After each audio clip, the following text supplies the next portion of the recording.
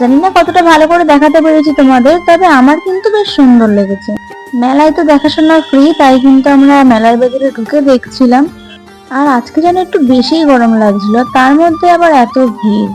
তারপরে বোন উঠে গেছিল জাম্পিং চড়তে, আর আমি পাশে দাঁড়িয়েছিলাম আর নাগরদোলনার দিকে তাকিয়েছিলাম। আমি ভাবছিলাম যদি আমারও কোনো পার্টনার থাকতো আমিও নাগরদোলনায় উঠতে পারতাম, কারণ যাদের সাথে গেছিলাম তারা সবাই নাগরদোলনায় উঠতে ভয় পায়। আর ভিড়ের মাঝে তো আমি আর মাসি একদিকে চলে গিয়ে আর সবাইকে হারিয়েই ফেলেছি। তার মাঝখানে এখন এই ভাইরাল ক্লিপ গুলো আমার চোখে পড়ে, আর আমি ওগুলো কিনে নিই, আর মেলার মধ্যেই দেখো মাথায় লাগিয়ে নিয়েছি। আর আমার জিন্স টপের সাথে কিন্তু ক্লিপ গুলো বেশ ভালোই লাগছিল, তোমরা জানিও তো কেমন লাগছিল। তারপর এখানে একটা ব্যাগের দোকানে ঢুকে গেছিলাম, মা ব্যাগ নেবে বলে ব্যাগ দেখছিল। আর জানো তো মেলায় আমার সব থেকে এই কভারের দোকানটা খুব পছন্দ হয়েছে। আরো একটু এপাশ ওপাশ ঘোরাঘুরি করে নিয়ে আমরা ঢুকেছিলাম একটা দোকান। মা মাসিরা সব জিনিস দেখছিল আর আমি ওখানে দাঁড়িয়ে দাঁড়িয়ে ভিডিও করছিলাম।